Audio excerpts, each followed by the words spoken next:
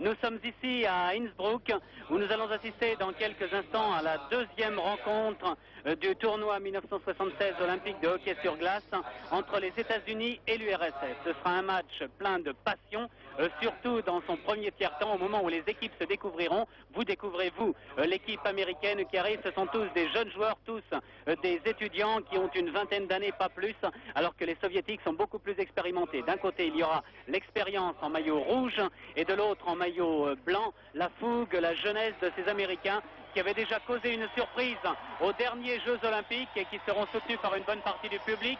Mais rassurez-vous, les Soviétiques ont aussi leurs supporters. Oui, ces Américains qui avaient causé la surprise en 1972 à Sapporo en battant les Tchécoslovaques par 5-1 et en s'octroyant ainsi la deuxième place du tournoi olympique. C'est le deuxième match, en effet, il y a quelques instants, nous avons vu la fin de la première rencontre entre la Pologne et l'Allemagne de l'Ouest, et ce sont les Allemands de l'Ouest qui ont gagné par 7-4. C'est une demi-surprise, on pensait que les Allemands auraient des difficultés à triompher déjà des Suisses au tour éliminatoire, ils ont gagné très nettement ce jour-là, et puis aujourd'hui ils ont gagné par 7-4 contre les Polonais. Voici donc la composition de l'équipe soviétique. Regardez bien si vous le voulez ces numéros, mais de toute façon ce sera facile pour vous de reconnaître, de savoir quels sont les noms des joueurs puisque leur nom est inscrit sur leur maillot. Alors que les soviétiques c'est pas pareil, le 13 de premier c'est Mikhailov le capitaine, et voici Gusev le numéro 2. Ce sont les vedettes du hockey mondial qui arrivent. Mikhailov donc le 13 est le capitaine.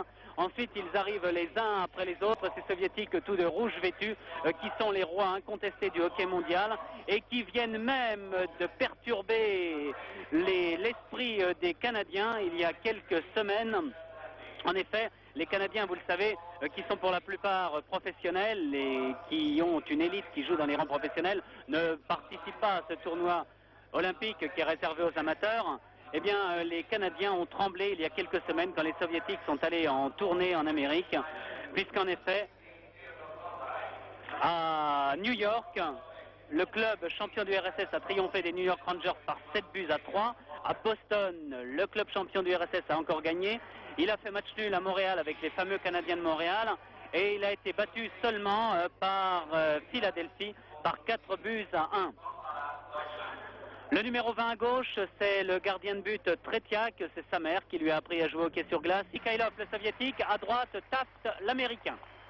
Je dois vous dire également qu'après cette rencontre de hockey sur glace, nous pourrons suivre pendant quelques minutes quelques descentes de bob à 2. C'est donc un après-midi viril que nous vous proposons aujourd'hui en direct d'Innsbruck à l'occasion de ces Jeux Olympiques 1976 qui se sont poursuivis ce matin avec des résultats que je peux vous donner. Par exemple, en biathlon, 4 soviétiques dans les 5 premiers, Troulov a triomphé. Et puis, pour maintenir l'équilibre dans notre rencontre de hockey sur glace, une américaine a également gagné. Elle s'appelle Sheila Young. Elle a gagné le 500 mètres de patinage de vitesse en 42 secondes 76 centièmes, ce qui constitue un nouveau record olympique. La deuxième est une Canadienne, Prisner, et la troisième, une Soviétique, Tatiana Verina. Les Américains, voilà donc pour les résultats, je peux vous rappeler également qu'hier sur cette même patinoire, Rodnina Zaïtsev ont remporté le programme court du patinage artistique par couple, dont nous aurons l'occasion de vous reparler demain soir sur TF1 à partir de 21h30. Tretiak est en train de s'échauffer, le gardien soviétique, avec son masque qui est destiné à le protéger, car vous savez, quand le palais part à toute allure, quand un slap shoot arrive en direction du gardien de but, il arrive parfois à 120 ou 130 km à l'heure. De l'autre côté, le gardien américain, le numéro 30, s'appelle James Warden.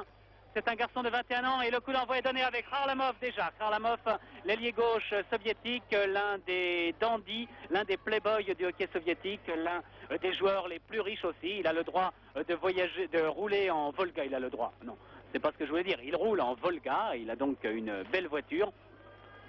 Il a beaucoup de succès en URSS, mais il gagne environ 2000 francs par mois, alors que certains professionnels arrive à gagner beaucoup plus aux États-Unis ou au Canada. Et il est des joueurs même de l'Est, comme le Tchécoslovaque Nedomansky, l'un des plus célèbres joueurs mondiaux du hockey amateur de ces dernières années, qui s'est laissé tenter par le professionnalisme américain. Ce n'est pas le cas encore des Soviétiques pour le moment. Sur la glace, du côté soviétique, à l'arrière, Gusev qui vient de passer en avant Mikhailov, son capitaine. Mikhailov au centre pour Kharlamov. Kharlamov qui va faire certainement Petrov, à moins qu'il essaie de s'infiltrer. Non, il n'y a rien à faire. Petrov a réussi à récupérer ce palais en venant derrière lui. Petrov encore intercepte, mais non, ce sont les Américains qui repartent avec Robert Miller. Miller qui n'a pas pu dégager. Et la première ligne d'attaque soviétique, la plus fameuse ligne d'attaque du monde même, avec le 16, le 13 et le 17, regagne le bord de la touche. Puisque vous savez que les joueurs peuvent changer quand ils le veulent, 3 par 3 pour les lignes d'attaque, 2 par 2 pour les lignes de défense. Le gardien de but reste pratiquement durant toute l'épreuve dans sa cage. Et nous avons maintenant sur la glace pour les soviétiques le numéro 15 Yakushev, le numéro 5 Lyapkin qui vient de tirer derrière à côté de la cage américaine. Lyapkin le 5 avec à ses côtés Tsigankov. Si toute la première ligne soviétique, les 5 premiers joueurs qui étaient sur la glace étaient tous du club champion du RSS, le club de l'armée rouge, le CSKA Moscou, nous avons maintenant une majorité des joueurs du Spartak de Moscou puisqu'ils sont 5 sur 6, 4 sur 5 en ce moment, avec un seul de l'armée rouge, le numéro 7 Tsigankov, c'est Chadrin qui est en train d'attaquer maintenant avec Yakushev sur sa gauche et ça a été très juste. Shalimov a failli reprendre le palais devant Camden, mais rien n'a été marqué encore après 1 minute et 36 secondes de jeu. Et ça repart, ça voltige de tous les côtés, avec des Américains particulièrement décidés qui ne tiendront peut-être pas à ce rythme-là pendant toute la rencontre. Et les Soviétiques, avec leurs automatismes parfaits, savent qu'ils ont intérêt à calmer le jeu en début de rencontre avant d'imposer leur technique plus sûre. Shalimov qui va passer Yakushev certainement qui est au centre. C'est intercepté et c'est à l'arrière Tsigankov qui doit reprendre, qui doit récupérer ce palais maintenant. Mais aussitôt il est assailli par la ligne d'attaque américaine. Et le palais est aussitôt reparti dans le camp américain avec un petit accrochage très léger et sans conséquence entre Douglas Ross et Chadrin. Nouveau changement de joueur chez les Soviétiques. Vous voyez Yakushev ici, le numéro 15. C'est l'un des plus célèbres joueurs soviétiques, un ailier gauche fameux. Les Américains engagent maintenant avec Dobek, le numéro 17. Juste devant le but de Tretiak et c'est derrière Babinov, un jeune de 20 ans, un arrière droit soviétique qui reprend le palais maintenant. Il le laisse à Lutchenko. Lutchenko qui repasse sur la droite à Maltsev, l'un des plus fameux joueurs soviétiques qui reste tout seul devant Camden. Non. Les Américains réussissent à se dégager.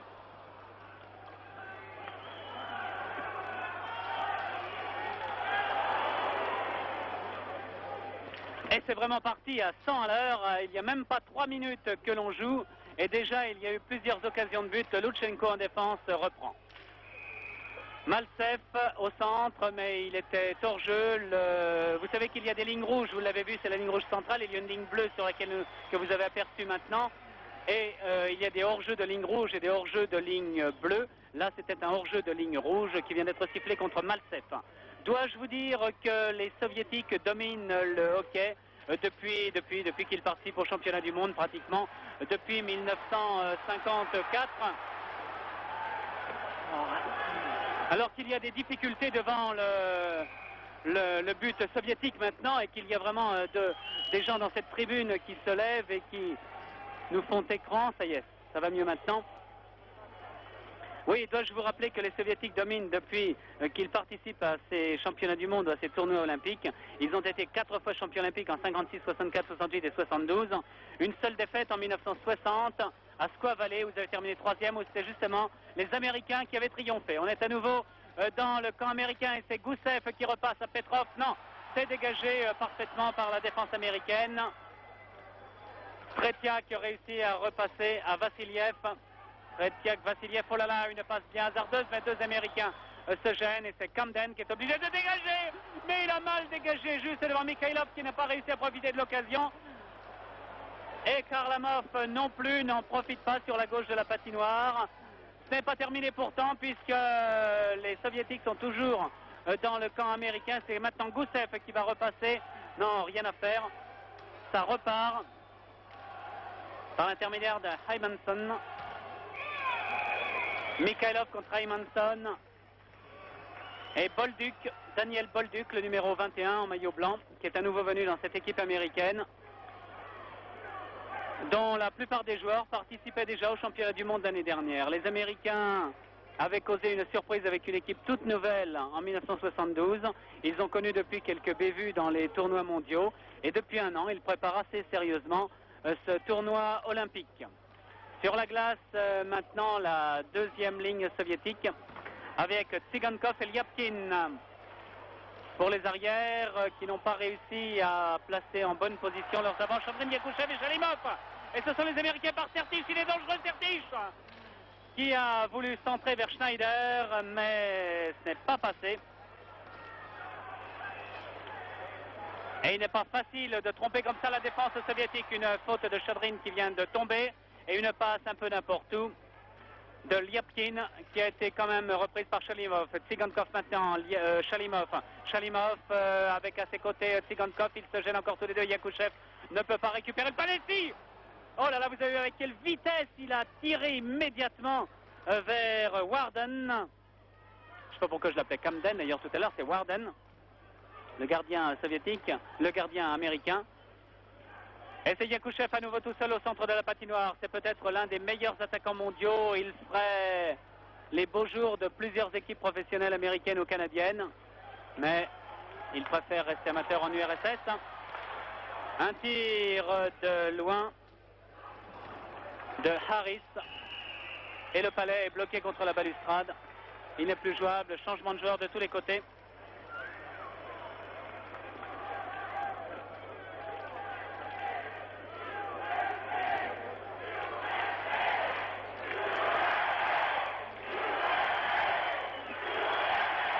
Le coach américain applaudit lui-même les spectateurs qui applaudissent son équipe. Et il y a maintenant 5 minutes et 28 secondes de jeu dans cette première période. Et l'attaque soviétique repart avec Kapustin sur la droite, mais il y avait dégagement interdit. Dégagement interdit, c'est quand le palais franchit 3 lignes sur la patinoire.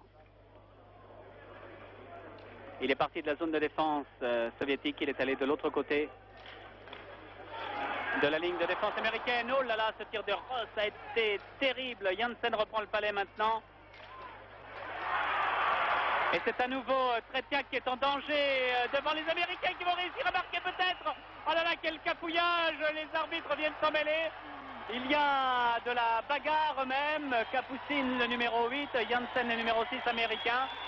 Tretiak, alors que vous voyez Lutchenko, le numéro 3 soviétique, qui lui était très paisible. Il en a vu d'autres. Il a été 5 ou 6 fois champion du monde déjà. C'est un garçon de 27 ans. La moyenne d'âge des soviétiques est d'à peu près 27-28 ans, alors que la moyenne d'âge des Américains est de 21 ans à peu près.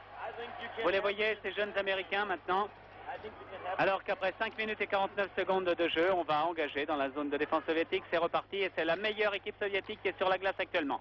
Avec Petrov qui passe à Kharlamov, qui va passer à Mikhailov certainement sur la gauche après un changement d'aile. Non, Mikhailov revient se placer au centre.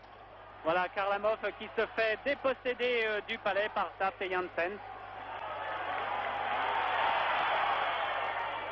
Et les Américains peuvent repartir avec Daniel Bolduc sur l'aile droite. Mais ça ne dure pas longtemps. Petrov qui a manqué sa passe vers Gousseff et c'est à nouveau un départ de Bolduc sur la droite toujours. Bolduc qui laisse derrière lui à Miller. Mais Miller n'a pas pu en profiter. Encore une passe qui me paraissait bien hasardeuse. Velarde quand même à Kharlamov qui va trouver Mikhailov juste devant le gardien Warden. Mais auparavant il y a Petrov qui arrive. Et Petrov qui tire, mais Warden arrête très très bien. Des soviétiques. De belles images ici, des gros plans. Et une équipe américaine qui repart avec sa deuxième ligne, avec Tretiak qui a du mal à arrêter ce très beau tir de Schneider qui était parti de l'aile gauche.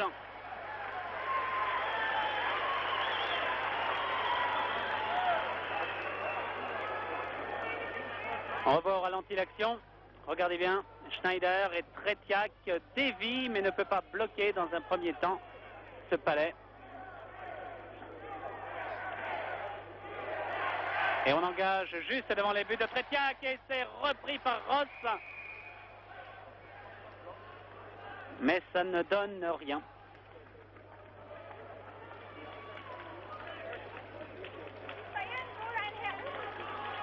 Nouveau changement dans l'équipe américaine. Alors qu'il y avait Harris, Sertich et Schneider sur la glace actuellement, c'est peut-être la ligne la plus dangereuse. Le 19, Chadrin avec un A sur son maillot, ça veut dire assistant. Assistant, c'est le joueur qui a le droit de parler à l'arbitre quand le capitaine de l'équipe n'est pas sur la glace. Il y a un capitaine et 2 assistants en général dans une équipe de hockey sur glace. Et il y a aussi un Américain qui est juste tout seul. Ross, l'autre Ross, de glace. Il était tout seul devant Tretiak. Tout seul ou presque, car il y avait quand même des arrières qui étaient bien placés là. Et vraiment, les Soviétiques sont en difficulté maintenant. Les Soviétiques sont en difficulté maintenant et les Américains se battent mieux que bien. Taft et Janssen, en défense, réussissent à endiguer cette contre-attaque soviétique qui repart pourtant par Shalimov. Opposé à Taft, le capitaine américain. C'est un tir raté de Lyapkin, l'arrière-gauche soviétique, qui est un peu décevant depuis le début. Il a raté pas mal de choses, déjà plusieurs reprises, qui passe à Tsigankov.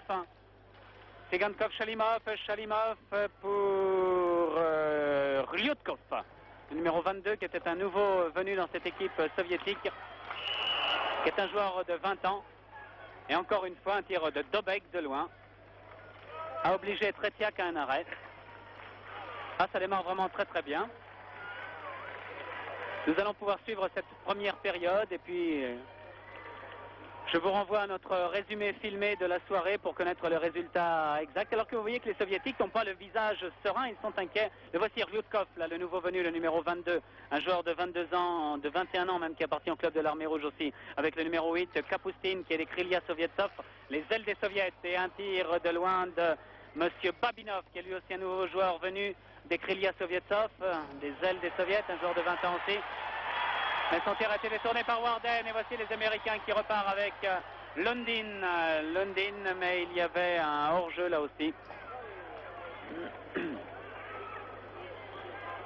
Ou plutôt un dégagement interdit.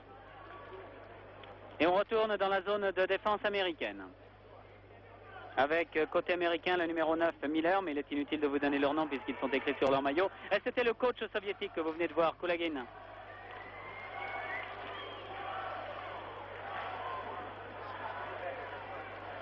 La patinoire, inutile de vous le dire, est archi comble ici.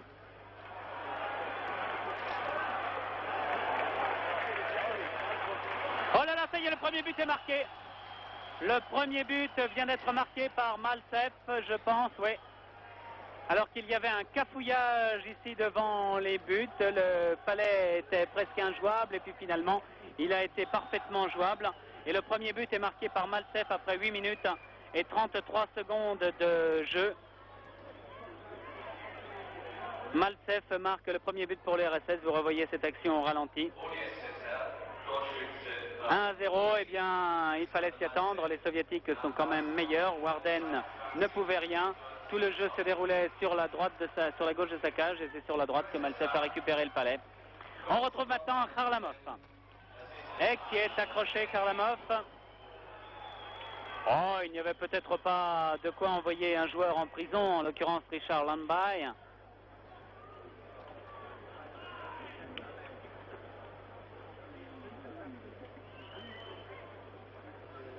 Et à 4 contre 5, les Américains vont avoir beaucoup de difficultés à empêcher les Russes de porter la marque à 2-0. À 5 contre 4 en général, les Russes ne pardonnent pas. Leur système d'attaque est tellement bien au point qu'ils sont capables contre n'importe qui de marquer un but. Je ne reviens pas sur ces règles du hockey sur glace qui pénalisent directement en envoyant un joueur en prison. L'équipe qui commet une faute, c'est mieux qu'un coup franc, un penalty ou un avertissement de l'arbitre. La sanction est immédiatement appliquée. Et voici Vassiliev qui va passer sur la gauche à Gusev. Non, il préfère directement, il y a Kharlamov devant, il y a Petrov et Mikhailov. Mais l'Américain Taft, le capitaine américain, a réussi à dégager. Et là, il n'y a pas de dégagement interdit quand une équipe est en état d'infériorité numérique. Elle peut envoyer le palais où elle veut dans la patinoire. On n'arrête pas le jeu pour revenir dans la zone de défense d'où est parti ce palais. Kharlamov, Gusev, Kharlamov encore. C'est pour moi le meilleur joueur soviétique, Kharlamov. Gusev encore qui a tiré de très loin. Mikhailov, le capitaine soviétique, était devant. Et encore une fois, les Américains réussissent à dégager par Sertic. Et c'est reparti encore une fois par Petrov. Petrov, Kharlamov devant lui, devant le gardien Warden, qui n'a pas réussi à placer sa petite passe habituelle. C'est un joueur pourtant qui est très précis. Et on repart avec Vassiliev en défense. Vassiliev qui va laisser à Mikhailov. Voilà, ça va être fait dans un instant. Non, il préfère derrière lui à Gusev. Gusev qui franchit la ligne d'attaque soviétique, qui va pouvoir servir qui? Mikhailov, Petrov, voilà, Petrov ici, Petrov va tirer, il y a Mikhailov et Kharlamov devant le gardien Warden. Warden donne un petit coup de crosse, et voilà, oui. Warden a donné un coup de crosse à Mikhailov.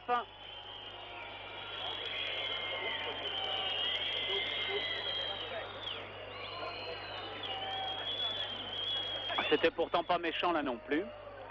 Mais il est vrai qu'il y a eu tellement d'accrochages. D'ailleurs, le capitaine Taft, le capitaine américain, est en train de s'informer auprès de l'arbitre pour savoir vraiment ce qu'il peut avoir à reprocher à son gardien Warden. La faute n'était vraiment pas flagrante.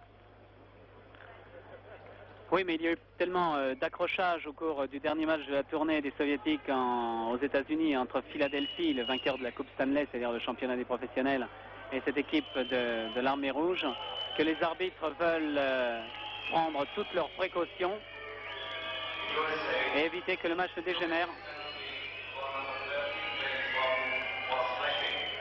Alors quand le gardien est puni de 2 minutes de pénalisation, ce n'est pas lui qui va en prison, lui il reste sur la glace, mais c'est un autre joueur qui doit se retirer de la glace. Et si bien qu'ils sont à 3 contre 5 maintenant les Américains. 3 Américains contre 5 Soviétiques, cela ne devrait pas poser de problème aux Soviétiques, qui pourtant en ont eu pendant 30 secondes tout à l'heure. Ils n'ont pas réussi même pendant 2 minutes, ils n'ont pas réussi à concrétiser leur avantage. Et là encore, ils ne s'affolent pas. Voici Tsigankov qui tire, mais c'est une contre-attaque américaine qui est parfaitement menée par Taft, ce capitaine merveilleux. Un joueur tout jeune pourtant, de 22 ans, mais qui est un excellent joueur. Et les Américains se retrouvent à 4 contre 5 maintenant, puisque la pénalité de leur premier joueur est terminée. Mais ils en ont un autre qui est encore en prison pour 1 minute et 22 secondes. Ah, c'est vraiment l'une des premières fois que je vois ça en état de supériorité numérique. Les Soviétiques n'ont pas réussi à marquer. Liapkin qui manque encore, oui, son tir, sa passe et tout. Il ne sait pas quoi faire. Liapkin devant Sertic. Oh là là, là il y avait un trou gros comme une cage de hockey sur glace, mais personne n'a encore réussi à en profiter.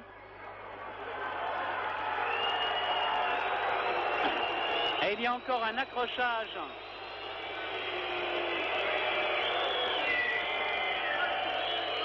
entre les Américains et les Soviétiques, si bien qu'un nouveau joueur américain a des problèmes avec l'arbitre. Changement complet sur glace, oui, on revoit cette action qui a été pénalisée.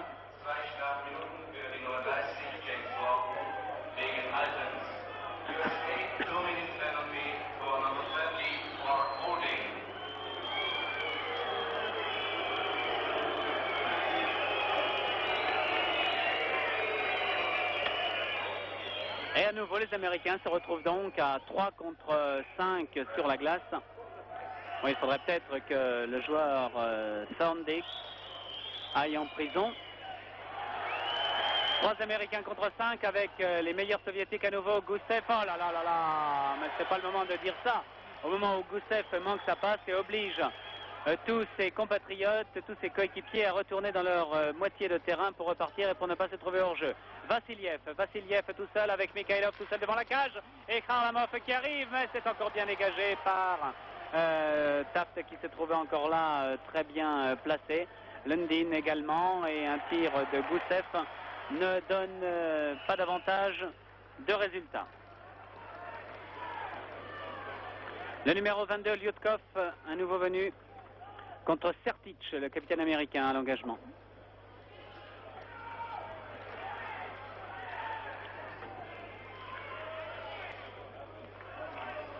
Babinov, également un jeune joueur qui tire de très loin. Warden s'était déplacé, mais les Soviétiques sont décidément d'une maladresse invraisemblable. Ils ont raté des occasions que jamais je ne leur ai vu rater en pareilles circonstances. Pour me faire mentir, bien sûr, ils se rachètent aussitôt. Et c'est immédiatement Kapustin qui marque le deuxième but soviétique, alors qu'il n'y avait que 3 Américains sur la glace contre 5 joueurs soviétiques. Sergei Kapustin qui marque après 12 minutes et 21 secondes de jeu. On revoit comment ça s'est passé.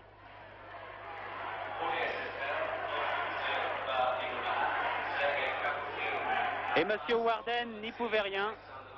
Mais ce but devait être marqué depuis longtemps. Ça n'enlève rien du tout à ce que j'étais en train de vous dire, à savoir que ces Soviétiques étaient vraiment très très maladroits. Et quand je vous donnais tout à l'heure les résultats des rencontres qui avaient opposé les Soviétiques à des clubs américains, il s'agissait de rencontres entre le club champion du RSS et les meilleurs clubs professionnels des États-Unis et du Canada. Ouh là là là là, ça allait très très vite et M. Warden à 2 reprises s'est retrouvé miraculeusement sur le chemin du palais après un tir de Lyudkov et de Maltsev. Maltsev qui est l'un des plus brillants joueurs, c'est lui le numéro 10, l'un des plus brillants joueurs soviétiques, mais qui est blessé à diverses reprises et puis qui a eu quelques problèmes. Ce n'est pas toujours un garçon qui suit toutes les consignes qu'on veut bien lui donner. C'est un garçon qui est un peu fantaisiste parfois, qui a eu quelques difficultés avec le rigorisme de certains sélectionneurs soviétiques et qui a parfois été évincé de championnats du monde qu'il aurait pu disputer. Mais maintenant, il est rentré tout à fait dans le droit chemin, il est guéri complètement de ses diverses blessures et il peut nous montrer tout ce qu'il sait faire. Encore une fois, Warden, vous voyez qu'il était remarquablement bien placé. Et c'est un nouveau tir de très loin qui est décoché par Babinov. Et c'est Babinov qui, sur un slap shoot, après 13 minutes et 28 secondes de jeu, marque le 3e but soviétique. 13 minutes 28, Babinov sur un slap shoot à une dizaine de mètres de Warden. Il avait fait un premier essai qui avait été manqué, le deuxième a été bon. 3-0 pour le RSS maintenant, après 13 minutes et quelques de jeu. La cause est entendue. Nous avons la chance de pouvoir suivre en direct ce premier tiers-temps. Nous ne suivrons pas les autres périodes, malheureusement pour les amateurs de hockey sur glace. Mais nous aurons l'occasion de nous retrouver dimanche après-midi, par exemple, à partir de 17h pour le match entre la Finlande et l'Allemagne de l'Ouest. Et puis également ensuite pour un match entre la Tchécoslovaquie et la Pologne. Et puis le dernier jour, le samedi 14 en soirée, pour la finale de ce tournoi de hockey sur glace entre la Tchécoslovaquie et l'URSS. Je vous ai donné ainsi toutes les équipes qui participent à cette finale. Elles sont 6 équipes et les matchs ne se disputent pas par aller et retour. Mais vous voyez comment ça se dispute. Ça se dispute même très bien. Oh là là, ça continue la bagarre un peu derrière ici. Les Soviétiques en général ne répondent pas. Shalimov n'a pas répondu, on revoit l'action au ralenti, mais là c'est un Américain qui a été envoyé par un coup de crosse bien placé dans les patins au sol. La vengeance ne s'est pas fait attendre. Après 14 minutes de jeu, 3-0 pour l'URSS. Il y a en URSS 600 000 joueurs de hockey sur glace, c'est le sport numéro 1, devant même le football. Et on joue même une sorte de hockey sur des terrains de football en plein air, des terrains glacés.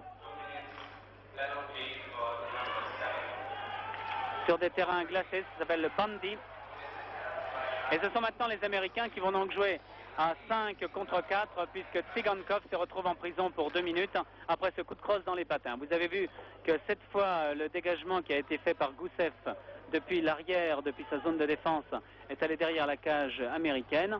Mais là, il n'y a pas de dégagement interdit puisque l'équipe de l'Union soviétique est en état d'infériorité numérique.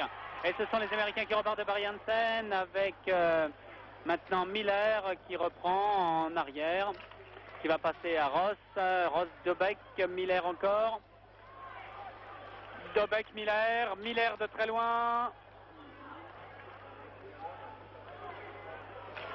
Et Johnson est bien placé pour gêner Tretiak, mais c'est un dégagement à nouveau qui est repris par Miller. Les Américains doivent se retrancher dans leur moitié de patinoire pour que l'attaque puisse à nouveau se développer. C'est Dobek encore qui repart. Dobek-Johnson. Johnson-Ross, c'est raté et c'est Shalimov qui reprend de l'autre côté. Shalimov-Chadrin opposé à Johnson. Il a tort de vouloir financer là entre deux soviétiques. Non, il a réussi à bien s'en tirer, Janssen quand même.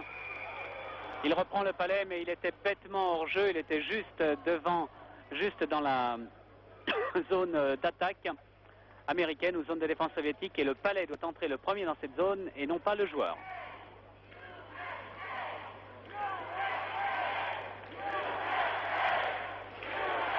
Tous les ans à peu près, il y a un ou deux nouveaux joueurs dans l'équipe soviétique, ce qui fait que les soviétiques peuvent ainsi renouveler leur formation en 6 ou 7 ans.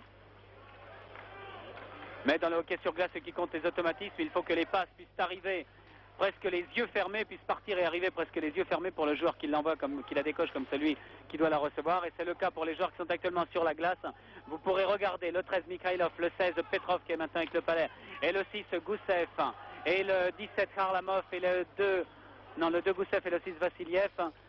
Ces garçons jouent ensemble toute l'année. Ils disputent une 60aine de matchs par an et peut-être même davantage.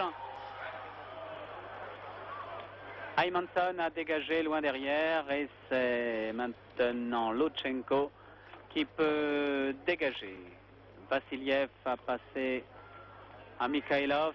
Mikhailov tout seul avec à ses côtés Lyudkov. Il y a actuellement des joueurs qui sont mélangés. Ce ne sont pas les lignes qui ont été changées totalement du côté soviétique. Ça y est, Petrov va sortir et on va retrouver une ligne plus homogène certainement.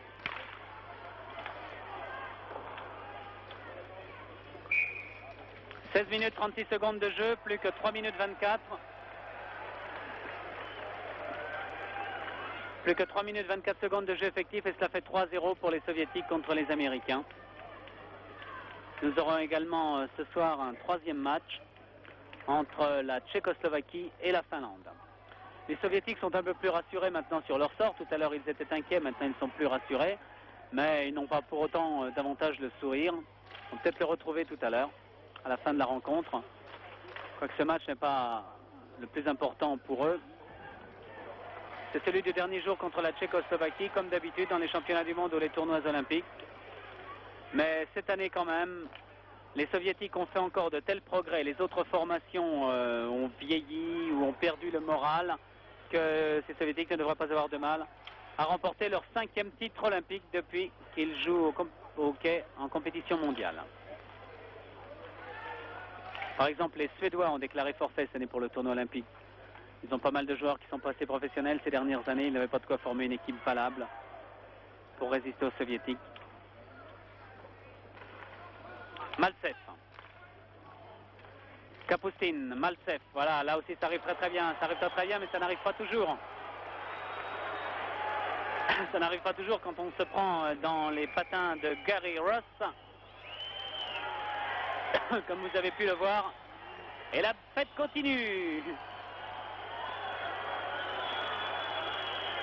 Alors, il faut dire qu'au Canada ou aux États-Unis, les arbitres sont beaucoup plus libéraux. Il y a davantage d'accrochage, de body checking. Oh pardon, on n'a plus le droit de parler comme ça maintenant, c'est-à-dire de coups d'épaule ou de coups de hanche ou de coups d'autre chose contre la balustrade. Et le hockey est certainement beaucoup plus viril. C'est pourquoi d'ailleurs contre Philadelphie, par exemple, le club de l'armée rouge soviétique avait quitté la glace pendant une dizaine de minutes en protestant contre la manière un peu trop virile des Américains.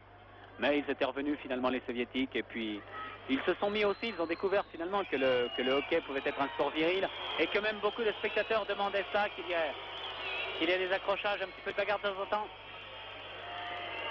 Taft discute avec l'arbitre.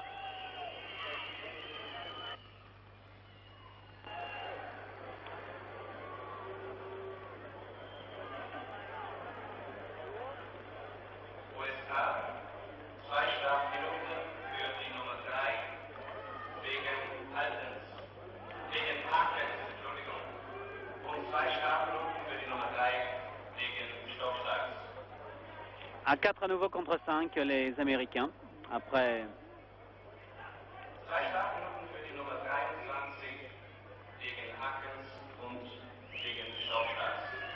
Après que Lambay soit retourné en prison. Alors le numéro 15, c'est Yakushev, qui sera l'une des vedettes du tournoi. Et les arbitres ne sont pas contents de voir que les Américains discutent. Et un arbitre est retourné à la table de marque et du speaker également pour dire autre chose. Non, ça y est, c'est calmé maintenant, on peut repartir. On peut repartir et c'est Tretiak qui bloque le palais. Il en a le droit. Et Janssen, qui arrivait juste devant lui, n'a pas été assez rapide. Janssen, Sertic, Ross et Taft pour les Américains. Chadrin qui engage contre Sertic. C'est le meilleur Américain, certainement, Sertic. Chardin numéro 19 et maintenant c'est Shalimov qui passe à Yakouchev. Yakouchev qui va laisser à Lyapkin. Et derrière c'est Tsigankov qui reprend le palais. Tsigankov encore lui. Tsigankov vers Shalimov. Shalimov dans ses patins qui va servir sur la gauche. Chadrin, c'est fait. Chadrin qui se fait prendre le palais par Sertic. Et derrière là-bas c'est encore Tsigankov qui va réussir à passer à Yakouchev. Non, pas tout à fait. Il faut retourner dans la moitié de terrain soviétique. Ils sont à nouveau 5 contre 4. Et en état de supériorité numérique comme ça, vont-ils pouvoir s'affirmer? Nous le saurons dans la minute qui vient, puisqu'il reste encore 1 minute de prison pour Lambay. Et c'est Tretiak qui a eu du mal sur ce tir de Gary Ross. Shaibou, c'est le cri de guerre, si j'ose dire, des soviétiques. La Shaïba, c'est le palais en soviétique, en russe. Et Shaibou, Shaibou, ça veut dire aller envoyer le palais dans le but, au but, au but, au but. Mais ça ne réussit pas pour le moment. Il reste encore 38 secondes de prison pour M. Lambay. Et il reste encore 38 secondes pour marquer un autre but. Mais Warden est là, aux aguets. Et le tir de Lyapkin n'a pas pu le surprendre. Non, de Shalimov, pardon, n'a pas pu le surprendre.